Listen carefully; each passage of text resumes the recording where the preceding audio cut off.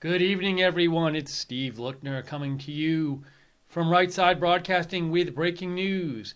H.R McMaster has resigned, or will resign, has said he will resign as National Security Adviser, the chief foreign policy advisor to President Trump. And President Trump has announced that replacing H.R McMaster will be John Bolton, former ambassador to the UN and has held a number of other posts in the federal government in past presidential administrations. So McMaster is out. John Bolton is in as National Security Advisor. We're going to talk about this here and also get your comments on this story. So if you have comments, we want to hear from you. Write to me on Twitter at Lookner, at Lookner. Let me know what you're thinking about this. Let me make sure you can hear me okay. So let's get some of the details on this before we get to your comments. Before we even get to the details, just real quick, John Bolton is seen as someone who's a hardliner on Iran and North Korea. We'll talk about these more in detail in a little bit, but, for example, in 2015, John Bolton wrote an op-ed for the New York Times where he advocated bombing Iran to stopping them from developing nuclear weapons. And he wrote an article, what happened here? He wrote an article for the Wall Street Journal in February of this year called The Legal Case for Striking North Korea First. He also was a supporter of the Iraq War under George W. Bush. So he is seen as a hardliner on North Korea and Iran, and maybe someone who is more prone to supporting military activity than H.R. McMaster. And so we'll see what ends up happening. But we'd love to hear from you, get your thoughts on this replacement. So you can write to me again on Twitter, at Lookner, at Lookner. Let me just go over some of the details of what happened with this today. This had been rumored for the last couple of weeks. We'd been hearing rumors in the media that McMaster could be on his way out. And there were rumblings that maybe John Bolton would be a replacement, but I think there were a lot more rumors about McMaster leaving than certainty about who might replace him. But John Bolton today announced as replacing H.R. McMaster. So let's just get a few of the details here. This is the New York Times article. Let's see. General McMaster, according to the New York Times, will retire from the military. Officials in the White House said they'd been discussing his departure with President Trump for several weeks, but decided to speed up his departure in part because questions about his status were casting a shadow over his conversations with foreign officials. I also saw a report that, actually it says it right here, officials said that Mr. Trump wanted to fill out his national security team before meeting with North Korea's leader Kim Jong-un. Remember, I think it was a few days ago, it says maybe it was last week. Rex Tillerson was let go as the Secretary of State, and President Trump brought in CIA Director Mike Pompeo as Secretary of State. So big changes, the top two foreign policy jobs changes in the last week in the Trump administration. White House officials emphasized that General McMaster's departure was a mutual decision and amicable, with none of the recrimination that marked Mr. Tillerson's exit. They said it was not related to a leak on Tuesday of briefing materials for Mr. Trump's phone call with President Vladimir Putin of Russia. So let's just look a little more here. Mr. Bolton has met regularly with Mr. Trump to discuss foreign policy. He was in the West Wing today to discuss the job with Mr. Trump. And they quote the statement here from President Trump and I believe General McMaster, but let me actually get you the statements. Here are the statements. Oops, not there. There we go. So General McMaster said today in a statement, there we go. After 34 years of service to our nation, I am requesting retirement from the U.S. Army effective this summer, after which I will leave public service.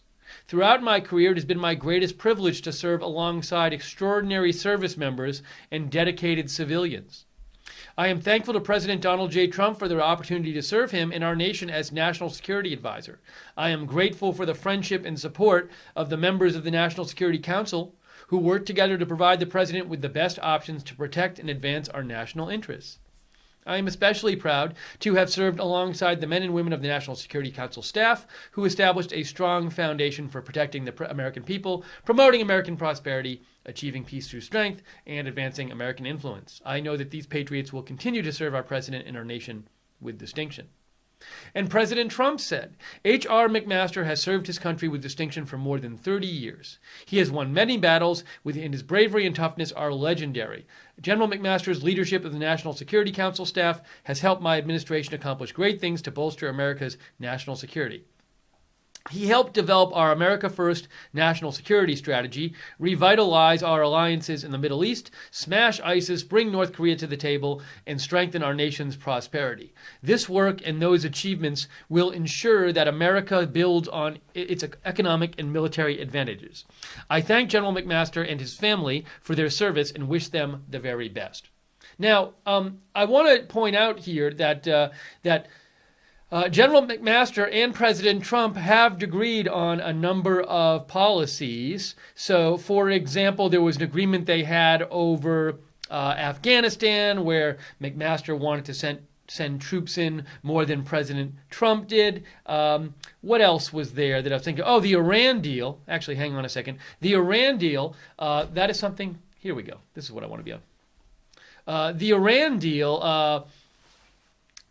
President Trump has spoken out a number of times about how he is not a fan of the Iran deal, and John Bolton is not a fan of the Iran deal either. But McMaster was somebody who supported the Iran deal and was lobbying to keep us in the Iran deal. So different disagreements, but I will say McMaster was someone who was seen as not too far away from President Trump on North Korea. But in terms of being a hardliner and being skeptical of negotiations, although President Trump has now agreed to meet with Kim Jong-un, North Korean leader. But as we said before, John Bolton is known as a big hardliner on North Korea. I want to just see if there are any more details from this article I wanted to give to you. So they say, the New York Times, General McMaster's serious, somber style and preference for order made him an uncomfortable fit with a president whose style is looser and who has little patience for the detail and nuance of complex national security issues. They had differed on policy, with General McMaster cautioning against ripping up the nuclear deal with Iran without a strategy for what would come next, and tangling with Mr. Trump over the strategy for American forces in Afghanistan. Oh, here's another place where they had a little disagreement. Their tensions seeped into public view in February of this year when General McMaster said at a security conference in Munich that the evidence of Russian intervention in the 2016 presidential election went beyond dispute. The statement drew a swift rebuke from the president, who vented his anger on Twitter, and he said, General McMaster forgot to say that the results of the 2016 election were not impacted or changed by the Russians, and that the only collusion was between Russia and Crooked H, the DNC, and the Dems. Remember the dirty dossier, uranium speeches, emails, and the Podesta Company.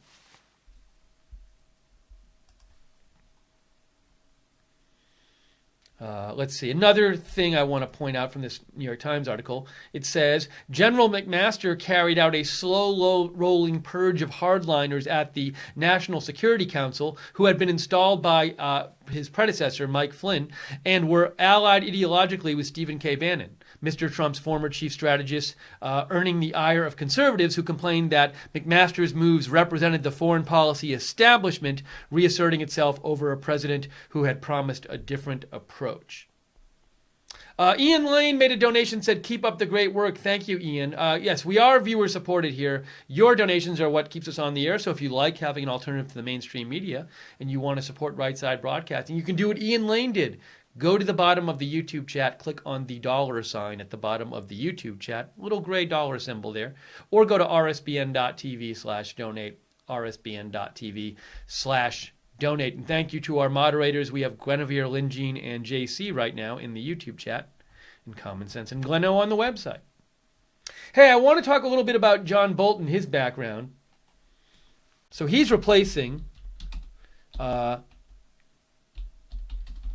H.R. McMaster. And so he has served a number of government positions before. He was, during the George W. Bush administration, he was ambassador to the UN. He was an assistant attorney general. He held a number of positions in the Bush and George H.W. Bush administrations. I just want to show you some of these positions. So you can see on the right here, this is the Wikipedia entry, but he was the ambassador to the UN from in 2005 to 2006, Under Secretary of State 2001 to 2005 for Arms Control and International Security Affairs. He was an assistant attorney general under the Reagan administration. He was the assistant secretary of state under Bush for international organization affairs. So he has held a number of positions in government and, familiar with presidential administrations. And I want to talk just briefly, go over, a couple articles the media is quoting a lot to show he is a hardliner are these two articles, one on North Korea, one on Iran. And so the Iran article is this article from 2015. Again, Bolton's seen as a hardliner, seen as somebody who supports military action. I think the general consensus is that his being as National Security Adviser would maybe increase the possibility that we might be involved in some sort of military conflict or preemptive military action. So here in 2015, this was just before the Iran deal was reached. He said to stop Iran's bomb Iran. And I won't read the whole article, but I'll just give you some.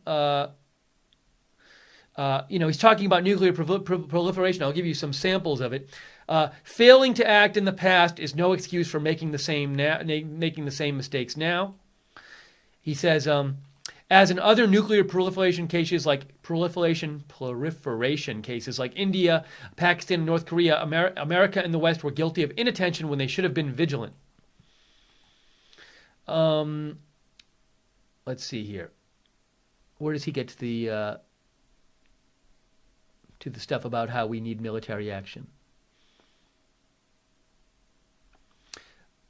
The inescapable conclusion, he wrote, is that Iran will not negotiate away its nuclear program, nor will sanctions block its building a broad and deep weapons infrastructure. The inconvenient truth is that only military action, like Israel's 1981 attack on Saddam Hussein's Osirak reactor in Iraq, or its 2007 destruction of a Syrian reactor designed and built by North Korea, can accomplish what is required. Time is terribly short, but a strike can still succeed.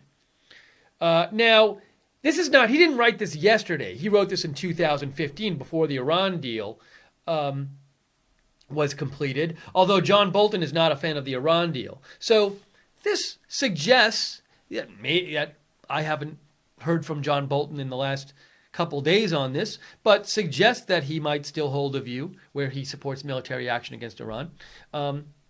Presumably, I don't think the question would be, does John Bolton think Iran's changed at all in their ambitions to get nuclear weapons? So there was that article he wrote in 2015 about Iran, and then in a month ago, less than a month ago, a few weeks ago, February 28th, 2018. Now, this was before, I believe, just before President Trump said he was going to negotiate with Kim Jong-un or have a meeting with Kim Jong-un. But he came out with this article, The Legal Case for Striking North Korea First. Now, strictly speaking, in this article, I skimmed through it. I don't believe he says we definitely should strike them first, but he seems to be he's making an argument that it would be justified legally, which you could interpret as him. You might say, well, he's writing this because he does support the policy. But he's talking about how he believes that it is a necessity for the U.S. I mean, I guess you could say it implies he supports a military strike because he does believe, look, Preemption opponents argue that, he argues that North nuclear weapons are an imminent threat to the U.S. Preemption opponents argue that action is not justified because Pyongyang does not constitute an imminent threat. They are wrong. The threat is imminent, and the case against preemption rests on the misinterpretation of a standard that derives from pre-nuclear, pre-ballistic missile times. So he thinks we are under imminent threat. And he says an American strike today against North Korea's nuclear weapons program would count as being necessary for the U.S. in terms of our national security. Let's see if he says anything else I want to point out here real quick. This is how we think today about the threat of nuclear warheads delivered by ballistic missiles. In 1837, Britain unleashed preemptive fire and fury against a wooden steamboat. It is perfectly legitimate for the United States to respond to the current necessity posed by North Korea's nuclear weapons by striking first. Now, again, strictly speaking, the article is just arguing that it would be legitimate and legal to strike North Korea preemptively, but you can read into this that he thinks it is something that we should do. Now, this was February 28th, and again, these are also his personal views. These two articles on Iran and North Korea advocating military strikes are his personal views. It doesn't mean that he's going to, insist that President Trump does it. I'm guessing he might be pushing for these things. That would be a reasonable inference, but, who knows what will happen? But just showing you those two recent articles on North Korea and Iran from John Bolton. Okay, we would love to hear from you. Again, the news today that just in the last couple hours, H.R. McMaster out as National Security Adviser, John Bolton in as National Security Adviser. The recent turnover in President Trump's administration continues. Rex Tillerson was let go last week, replaced with Mike Pompeo. A couple weeks ago, Gary Cohn, lead National Economic Council leader, lead economic advisor, chief economic advisor to the president, he was replaced by Larry Kudlow. Some have seen this as President Trump. I've heard a number of commentators say that they think what President Trump is doing is getting rid of people who try to moderate him or fight him, and he wants more people who see more, who agree with him more and see things more as he does. So that's one opinion about what's going on. And so we'll see if the policies end up changing dramatically over the coming months with this new group of people in. And I've also heard speculation, who knows, maybe there'll be a change with the Chief of Staff, John Kelly, maybe James Mattis. He is someone who's been there from the beginning. Is that someone we could see a change with? We'll keep an eye on it. But we want to hear from you. Write to me if you have thoughts on this. At Lookner on Twitter, Also, I want to just get it up on the screen here. I forgot to do this. I was going to put the Periscope on my iPad. Let's see here. There it is. I try to look at the Periscope and YouTube chats once in a while, but it's kind of hard to read them while I'm on the air here. So if you want to reach me and send in a comment, best thing to do is write to me on Twitter, at Lookner. Thank you, Oak1971. Oak1971 made a donation and said, Bolton has an epic mustache. Also, interesting thing about Bolton, both Bolton and Larry Kudlow are people who've been on TV a bunch recently. So Larry Kudlow has did he still have a show on CNBC? At least I have to check that. I know Bolton was appearing all the time on Fox News lately. I would not be surprised if Larry Kudlow was appearing on Fox News a lot lately, but I know Kudlow was a regular at CNBC. Let me just see if I can figure out, was he still doing his show when he got hired? It might not be easy for me to find that out really quickly, and I'm not going to waste your time spending lots of time researching that. So anyways, but these are both prominent, in addition to being, a prominent economist and somebody prominent in the economic world. And although I don't know if I should call Kudlow an economist, because I don't think he, strictly speaking, has an economics degree. But he's worked he's worked both in business and as let's see here. and as a media commentator on the economy, and in government as well. Associate Director for Economics in the Reagan administration. Anyways, now we're getting into crazy terminological disputes that no one wants to hear. So my general point was that it's interesting that both Kudlow and Bolton are people who've been prominent in the media the last few years. Make of that what you will, or don't. So let me see if anybody's written in about this yet and has any thoughts on this change. What do you think about it? Are you supportive? Are you not supportive? What do you think? Give me a shout on Twitter, @Lookner. Let me know what you think. We want to hear from you.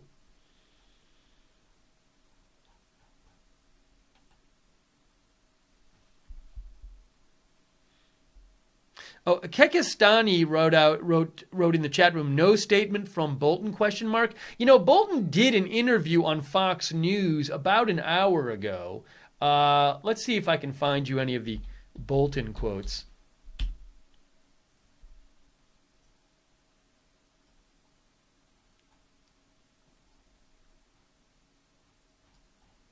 Well, then I tried one search. That search was not helpful. Let me try a different search and see if that works.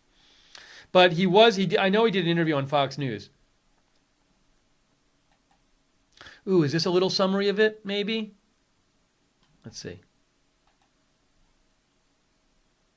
Okay, here's some stuff that John Bolton said in the interview. Bolton, a Fox News contributor, joined Martha McCullum today on the story to react to the president's announcement. He said, it's obviously a great honor. It's always an honor to serve our country. And I think particularly in these times internationally. Oh, we can watch it here. They posted a tweet on Fox News about it. Let's watch this tweet. Here's John Bolton tonight. Your reaction to your new job? Well, I think I still am a Fox News contributor. No, you're not, apparently. I didn't, well, I haven't started there yet. So that demonstrates, I think, the sort of limbo that I'm in, because I didn't really expect an announcement this afternoon. But it's obviously a great honor. It's always an honor to serve our country, and I think particularly in these times internationally, it's a particular honor. So I'm still sort of getting used to it, and I'm sure it'll take a little more getting used to. You were at the White House this afternoon, and the president offered you this position then or before then?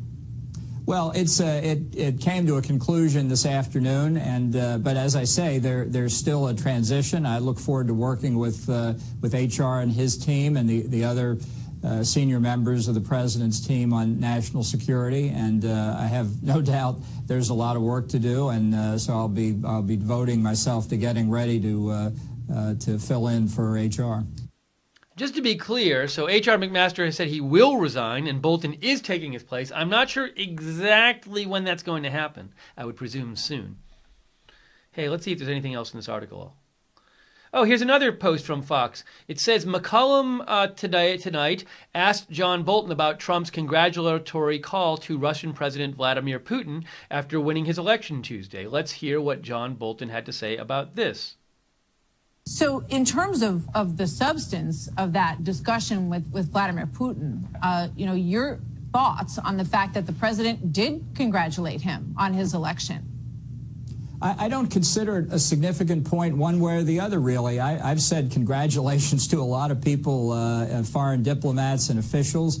It's a matter of being polite. The president had other subjects to bring up, according to press reporting. I was not involved in any way in the preparations for it. The election just took place, and I think it's a matter of courtesy more than anything else. Understood. But that aside, I think in general, Ambassador Bolton, the way that you speak about Russia is quite a bit more hawkish than the way that the president does.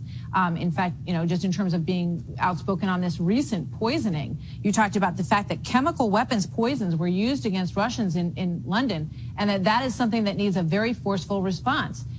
Is that, what kind of response would you encourage the president to undertake as National Security Advisor? Well, in the 45 minutes or an hour since I understood the tweet went out, I've been trying to think about how to answer questions like that. So I'll give you my first impression. Mm-hmm. During my career, I've written, I don't know how many articles and op-eds and opinion pieces I've given. I can't count the number of speeches. I've had countless interviews, maybe a majority of them on Fox in the past 11 years. They're all out there on the public record. I've never been shy about what my views are, but frankly, what I've said in private now is behind me, at least effective April the 9th, and the important thing is what the president says and what advice I give him. So with respect to the second part of your question, I don't think it's appropriate to tell you what advice I would give him. I mean, I think this is part of the difficulty of being in this limbo position tonight. So that thing he said at the end was was relevant to what we were talking about before. So we talked about how a month ago Bolton had written an article which seemed to support military action against North Korea, preemptive military action. In 2015, he wrote an article which supported preemptive military action against Iran.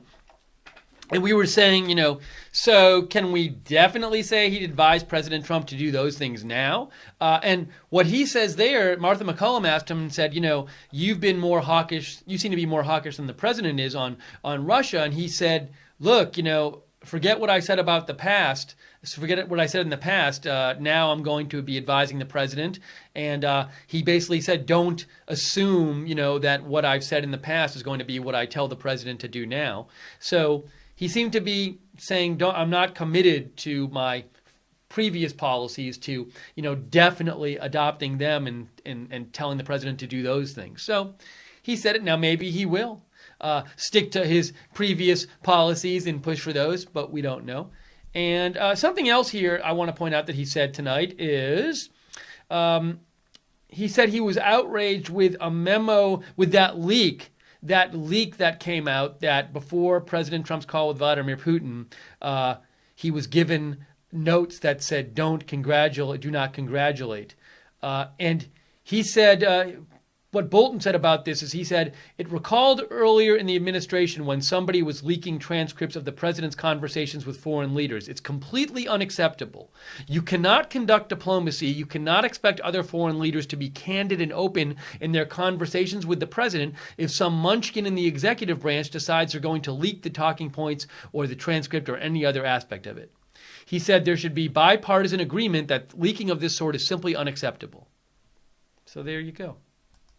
So what do you think? What do you think about President Trump replacing H.R. McMaster with John Bolton? Give me a shout on Twitter @Lookner. Let me know your thoughts. And once again, thank you to those who donated. And we are a viewer-supported network. We can do things a little different from the mainstream media because we're not the mainstream media. But at the same time, we rely on you to stay on the air. So if you like our coverage and you want to see more of it, go to the bottom of the YouTube chat, click on the $sign at the bottom of the YouTube chat, or go to rsbn.tv/donate, rsbn.tv/donate. Thanks again to the moderators who are moderating our chat rooms tonight. We appreciate it.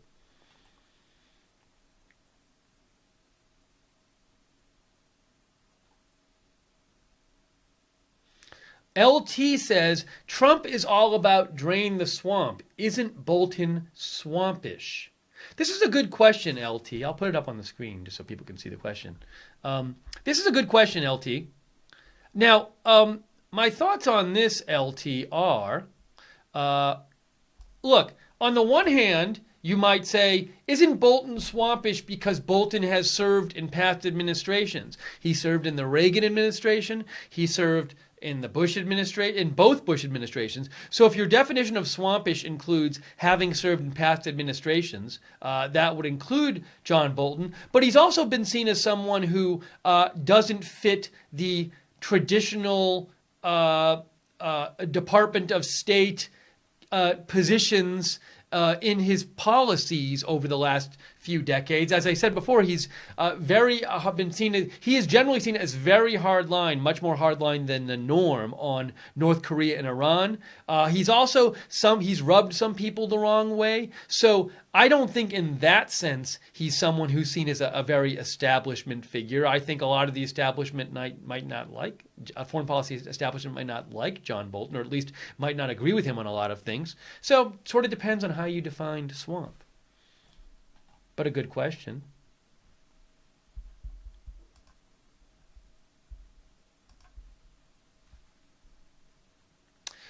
Conservator Civilis in the chat room says, Bolton knows his S word. Bob Myers says Bolton, not swamp.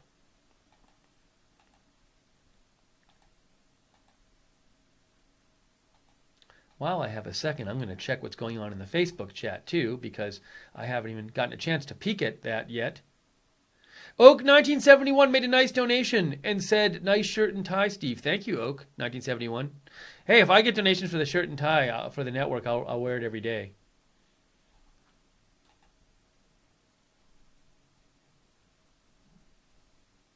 Let me get to the chat room here. Karen Lovejoy in the Facebook chat says, "I think Bolton will make other countries think twice." Marilyn Moore, thank you for the kind words. Wendy Robart Miller says, "Damn leakers, traitors."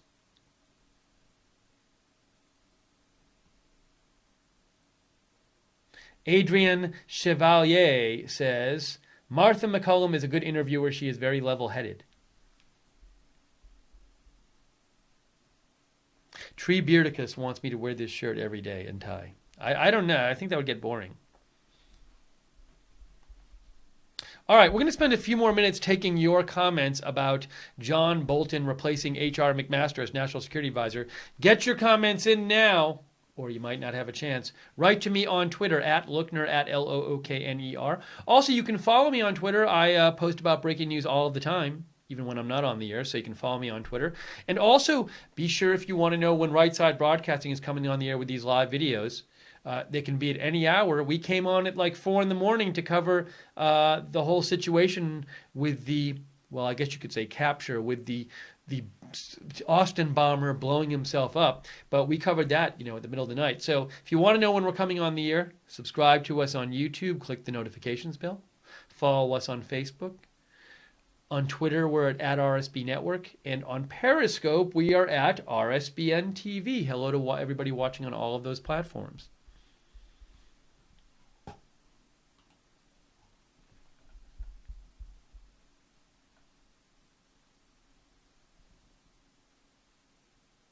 Kekistani in our YouTube chat says, "Look, Bolton is great and all, but he is a war hawk and a swamp dweller, let's be honest."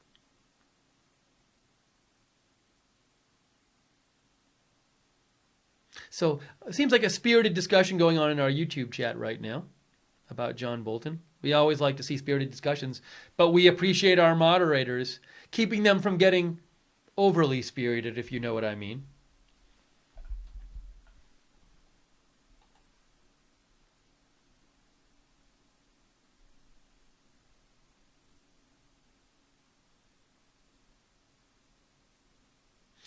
Buzzy Ann wanted me to read a few old tweets on John Bolton from Jack Posobiec, conservative commentator Jack Posobiec.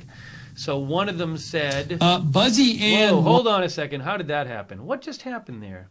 Where's that coming from? I see. Okay. Let's see. This should work better. There we go. John Bolton, we should chop 10 stories off the UN building.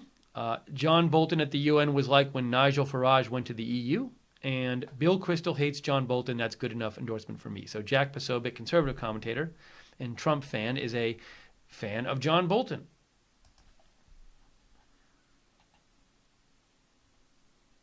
Rick Baker writes in, "John Bolton is a good guy and takes no S. He is far from being a swamp creature." Thank you, Rick. Garrett writes in, "Is there any history, good or bad, between Bolton and the Clintons? I wonder how Bolton thinks about Hillary Clinton and others." I'm guessing he has views on this. I am not familiar with them.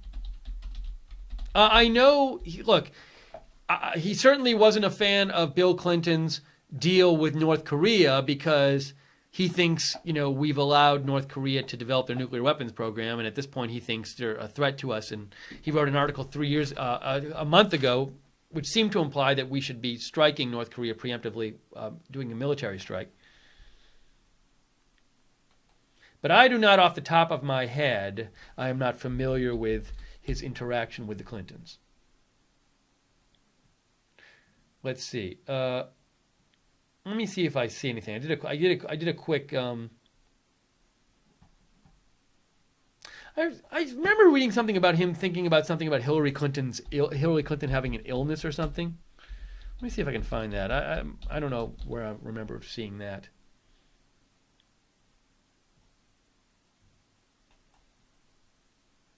What is that? Here's an article from 2012. State Department slams John Bolton for suggesting Clinton faked illness. The State Department on Tuesday slammed John Bolton, George W. Bush's controversial ambassador to the United Nations, after he accused Secretary of State Hillary Clinton of faking an illness to avoid testifying this week about the Benghazi attack. Bolton implied on Fox News, this is in 2012, that Clinton lied about her illness. Oh, no, wait. It says 2012. Yes. Yeah, that Clinton lied about her illness to avoid saying potentially embarrassing things that could come back to haunt her should he choose to run for president in 2016. If you want to read that article from 2012, just Google State Department, John Bolton, Clinton faked illness. There you go. So you can read more about that if you'd like.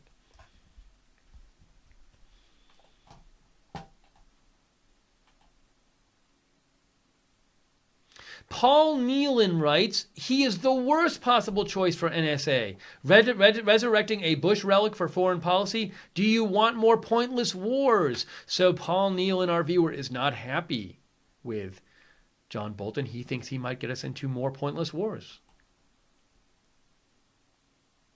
JC, one of our moderators, says, Steve, I say give the man a damn chance for God's sake. John Stanton writes in, Bolton told Martha McCullum tonight a story about Dean Acheson, I think it's Acheson, I can't remember. Dean Acheson and Truman and how they got along. Acheson said neither one of them forgot who was president.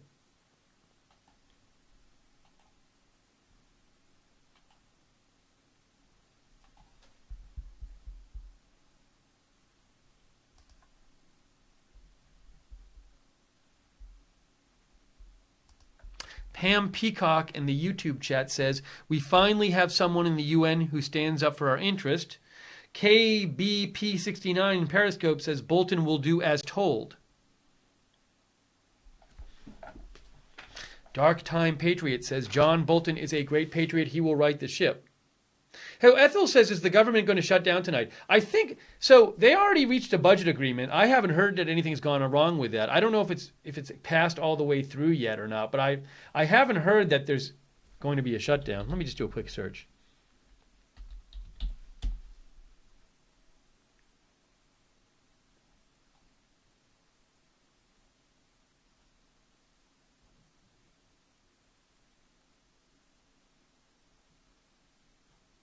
I have to look this up. I've been paying attention to other things today following this in a very cursory fashion. I know that the parties have agreed in Congress to avert a deal. I just don't know if there is...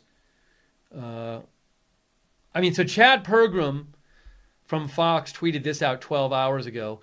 After House okays the bill goes to Senate, and the House already okayed it. If a senator forces the body to run all of the procedural clocks available, that could easily mean there's a lapse in funding overnight Friday into Saturday, and there's a brief shutdown. Senator Paul forced a short shutdown in February. So it looks like, if anything, there could be a short shutdown, but not a long one.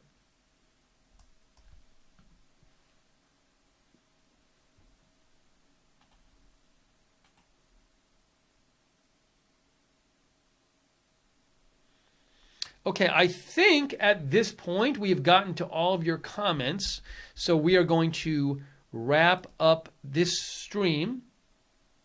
We appreciate you all joining us on Periscope, on Twitter, on YouTube, on Facebook.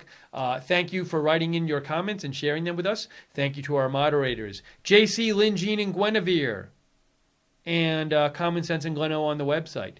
Thank you to our donors. We appreciate the donors. That's why we can do this, is because you guys support us. You guys are the ones who keep us on the air. So if you'd like to support Right Side Broadcasting, go to the bottom of the YouTube chat. Click on the $ at the bottom of the YouTube chat. I think our donors today were Ian Lane and Oak Tree? I forget. Anyways, we do appreciate the donations. Go to the bottom of the YouTube chat. Oak 1971, that's who it was. And you can click on the $ at the bottom of the YouTube chat, or go to rsbn.tv/donate. rsbn.tv/donate. You can even get free stuff like this Right Side mug and other free goodies by signing up as a monthly donor at rsbn.tv/donate. All right. And follow us on all our social media, YouTube, Facebook, we're at Right Side Broadcasting, at RSB Network on Twitter, RSBN TV on Periscope. Ooh, we have to add that to I think we have to add that to the ticker, the RSBN TV on Periscope. Ticker will be so long. Also, you can follow me on Twitter at Lookner, at Lookner. If there's breaking news later tonight, of course, I will come on the air and cover it for you. So thank you, everybody, for joining us.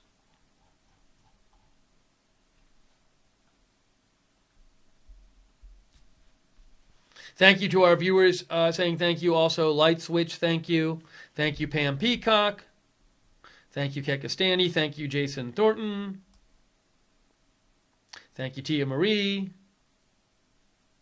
Thank you, Davy Boy. Thank you, DM. Thank you, Swoosh.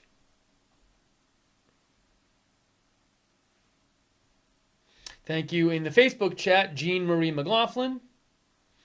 Laura Pierce says, I don't see a super chat. On YouTube, you should, Laura Pierce. But sometimes in certain platforms or like phones, people have an issue with it. So you can always go to rsbn.tv/donate. Thank you, Liz Bellin. Thank you, Wendy Robart Miller. Thank you. Two other people saying thank you as well. All right. Oh, Real Frank is there as a moderator too. Hi, Real Frank. I didn't see you.